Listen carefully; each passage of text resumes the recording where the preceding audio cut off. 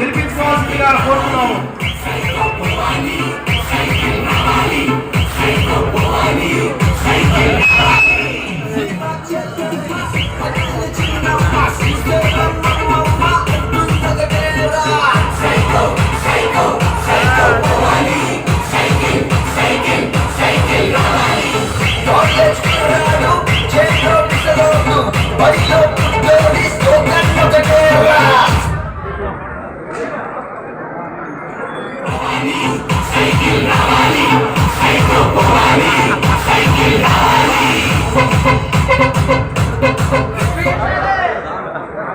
తోఫాని ఇవ్వకుండా చేశాడు.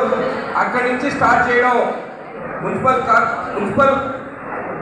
మున్సిపాలిటీకి సంబంధించి దుల్హన్ పథకం కానీ ఎటువంటి కూడా ఏమీ లేకుండా చేశాడు. ఎందుకంటే నేను కూడా జాతి చూసాను కాపురస్తుండే వాళ్ళకంటే ముందు ఒక 2 విషయాలు అవసరంగా వచ్చినటువంటి కనిమల గారికి, ప్రతి ఒక్కరికి ఈ వేదిక మీద ఉన్నటువంటి మైనార్టీ సోదరులకి, ఇక్కడ వేదిక కింద ఉన్నటువంటి కృతజ్ఞతలు తెలియజేసుకుంటా ఉన్నాం. సోదరులారా, ఈ మీటింగ్ ముఖ్య ఉద్దేశం గత ప్రభుత్వం మైనారిటీలకి ఏం చేసింది, చంద్రబాబు గారు ముస్లింలని గుండెల్లో పెట్టుకొని ఆడుకుంటున్నాడు. ముస్లింలకి ఎక్కడ ద్రోహం జరిగినా కూడా ఏ రోజు కూడా ఆయన నమ్మగా ఉండలేదు. అప్పటికప్పటికి స్టేట్మెంట్ ఇచ్చి అప్పటికప్పుడు అవగాహన కల్పించేటువంటి సదస్సు ఏర్పాటు మనం చేసుకోవడం జరిగింది. అయితే గతంలో చూసాం ఈ 40 మైనార్టీ మహిళలు కూడా ఇక్కడ ఉండాలి. ఇక్కడ నేను ఒక్కదాన్ని అయిపోయాను. వాళ్ళకు 50% అంటున్నాను కానీ సోదరులు ఎంతమంది ఉన్నారు. కానీ నేను కూడా మైనార్టీ కాకపోయినా నేను ఒక మైనార్టీగా అక్కగా ఈ చెల్లెలకు కూడా అవకాశాలు ఇవ్వాలని చెప్పి వాళ్ళందరూ ముస్లింల స్థితిగతులు ఏ విధంగా దిగజారాలో మీరందరూ వెళ్ళి ముస్లిం సమాజానికి నేర్చుకోవాల్సిన బాధ్యత మీకు ఉంది. దానికి నిదర్శనం ఆ రోజు నాడు అన్న ఎన్టీ రామారావు గారు పార్టీ పెట్టక ముందు ఉమ్మడి రాష్ట్రం ఉన్నప్పుడు హిందూ ముస్లిం కలపాలు పెట్టి నా ముందు మాట్లాడిన పెద్దలు అన్ని విషయాలు కూడా చెప్పారు. వారందరూ చెప్పిన విషయాల్లో పూర్తిగా ఏకీభవిస్తూ ఒక్క మాట మాత్రం చెప్పి ముగిస్తాను. ఈరోజు రాష్ట్రంలో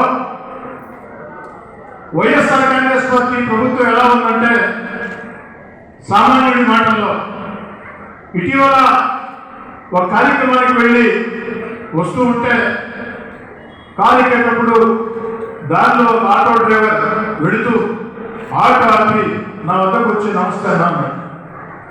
ఏదైనా ఏం పేరు నీ పేరు ఏడ ఉండేదంటే పొదలకు రోడ్డు అన్నాడు. ఆటో సొంతగా డ్రైవర్ అంటే నా సొంతదే అన్నాను. ఎలా ఉన్నాయా వైఎస్ఆర్ కాంగ్రెస్ పార్టీ గవర్నమెంట్, జగన్ గారి ప్రభుత్వం అంటే బ్రహ్మాండంగా ఉంది సార్. ఒక్క మాటలో చెప్పాలంటే ఈ చేతితో 10 రూపాయలు ఇచ్చి ఈ చేతితో 100 రూపాయలు లాగేస్తున్నారు సార్. నాకు అర్థం కాదమ్మా, 10 రూపాయలు ఇచ్చేదేంటి, 100 రూపాయలు లాగేదేంటి? తమ్ముడు విడమని చెప్పు. ఏదైనా మీటింగ్లో ఉపన్యాసాలు పనికొస్తుందంటే అబ్బాయి ఏం చెప్పాడంటే, సార్ మా ప్రాంతంలో 30 ఆటోలు ఉన్నాయి, ఒక 3 ఆటోలు మాత్రం సంవత్సరానికి 10,000 రూపాయలు డబ్బులు వస్తాయి, అంటే 3 ఆటోలకి 30,000 వస్తాయి.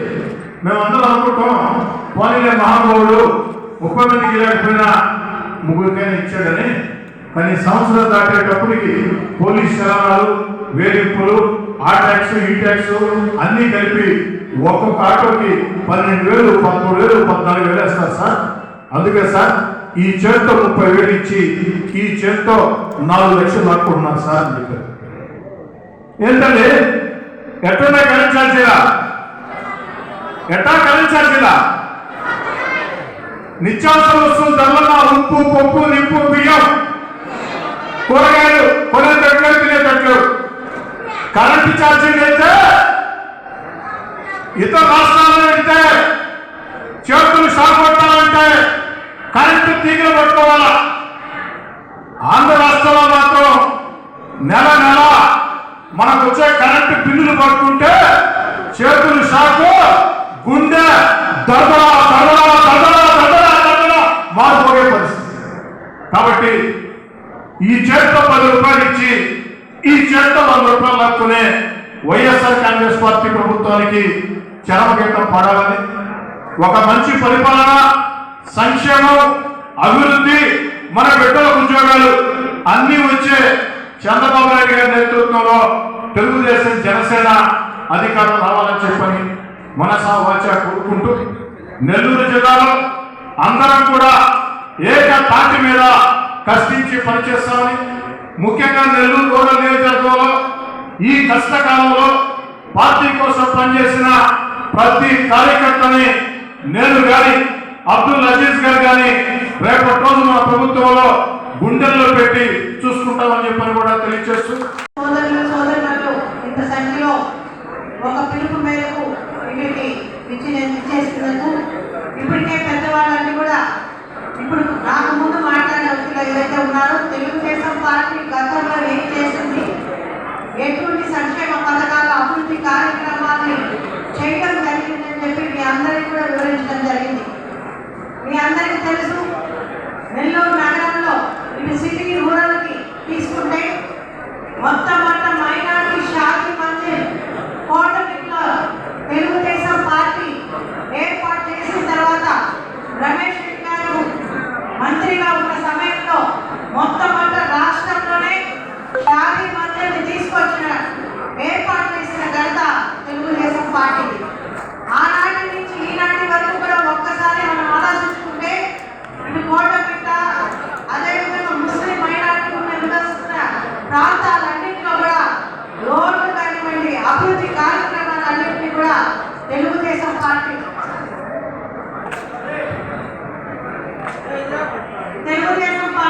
హయాంలో జరిగిందని చెప్పుకోవడానికి చాలా గర్వంగా ఫీల్ అవ్వాలి.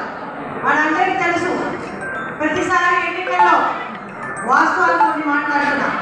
తెలుగుదేశం పార్టీకి డిపాజిట్లు రాని రోజుల్లో కూడా ఇటు ముస్లిం మైనార్టీ కాంగ్రెస్ పార్టీకో వైసీపీకో ఓట్లు వేసినా కూడా తెలుగుదేశం పార్టీ అధికారంలోకి వస్తే అలాంటి మనసులో కూడా పెట్టుకోకుండా ఆ ప్రాంత అభివృద్ధి కానీ, ఆ ప్రాంతంలో సంక్షేమ పథకాలు ఇవ్వడంలో కానీ అక్కడ ఉన్న నాయకులతో పాటు ఎవరు తెలిసినా ముందంజలో ఉంటూ పనిచేసుకుంటూ వచ్చారు. ఇది అందరూ కూడా మీ అందరికీ తెలుసు. కాబట్టి మీ అందరూ కూడా మనం చేయాల్సినంత, మనం చేసిన అభివృద్ధిని ప్రతి ముఖ్యుడికి, ప్రతి ఇంటికి తీసుకెళ్లాల్సిన బాధ్యత మనందరి మీద ఉంది. ఈరోజు ఇంకొక విషయం, అబ్దుల్ అజీజ్ గారు మేయర్గా వచ్చిన తర్వాత రూరల్లో పోటీ చేసిన ఒక మైనారిటీ సోదరుడుగా నెల్లూరు నగరంలో ముఖ్యంగా కార్పొరేషన్ అడుగు పెట్టిన తర్వాత నారాయణ గారు మంత్రిగా ఉన్నప్పుడు వేల కోట్లు, ఇది మా అబ్దుల్ అజీజ్ గారు అదృష్టపడి నేను ఎప్పుడు భావిస్తుంటా. ఎందుకంటే ఆ సీట్లో కూర్చుంటే కార్పొరేషన్లో నిధులు తక్కువ ఉన్నా, కార్పొరేషన్లో నిధులు లేకపోతే ఏ సంక్షేమ ఏ అభివృద్ధి కార్యక్రమం చేయలేదు. కానీ అబ్దుల్ అజీజ్ గారు ఆ సీట్లోకి వచ్చినప్పటి నుంచి నేను ఇప్పుడు దాకా కూడా ఇటు సమావేశాల్లో కానీ ఇంటర్నల్ మీటింగ్స్ లో కూడా అజీజ్ గారు అభివృద్ధి చేసుకున్నారు. కాబట్టి ఈ వేల కోట్లు అభివృద్ధి నెల్లూరు నగరంలో జరిగిందని చెప్పి నేను వాస్తవం చెప్తూనే ఉంటా. దాంట్లో ముఖ్యంగా నారాయణ గారు వచ్చిన తర్వాత సార్కి అభివృద్ధి తప్ప రాజకీయం తెలియదు. సార్ అభివృద్ధిని కాపాడారు. కాబట్టి గతంలో ఆయన ఎన్ని పనులు చేశాడో ఎవరు చెప్పుకోలేనంత టైం లేకుండా అన్ని అభివృద్ధి కార్యక్రమాలు చేశారు. ఇటు మటన్ మార్కెట్లో కానీ, ఇటు ముస్లిం మైనారిటీ షాదీ మందిర్లో కానీ అటువంటివన్నీ కూడా దాదాపు ఎన్నో లక్షల సొంత నిధులతో కూడా ఖర్చు పెట్టి నారాయణ సార్ ఇవ్వడం జరిగింది. పార్టీ గౌరవాన్ని నింపడానికి, ముస్లింల యొక్క అభ్యున్నతి కోసం రేపు దెబ్బలాడి ఈ బడ్జెట్ లో ఇప్పటివరకు 12,000 కోట్ల రూపాయలు ఎక్కువగా పెట్టారు.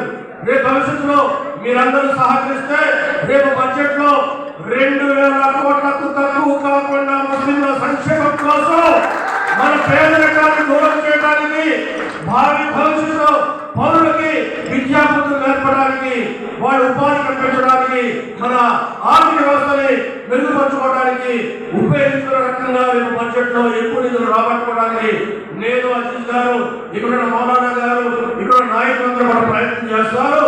మళ్ళీ ఒకసారి చెప్తున్నా, ఇది ఆరంభం కావాలి. ఎన్నికలు పూర్తయ్యే వరకు, చివరి ఓటు పోలేంత వరకు ముస్లింలు అత్యధికంగా నివసించే బూతుల్లో మీరందరూ కూడా కష్టపడి తెలుగుదేశం పార్టీకి అన్ని ఓట్లు పోలే రకంగా కృషి చేయాలని, ఆ రకంగా చేస్తారని నమ్మకంతో విశ్వాసం వ్యక్తం చేస్తూ సెలవు తీసుకుంటా. జై హింద్, జై తెలుగుదేశం, అల్లాహ్ హఫీజ్.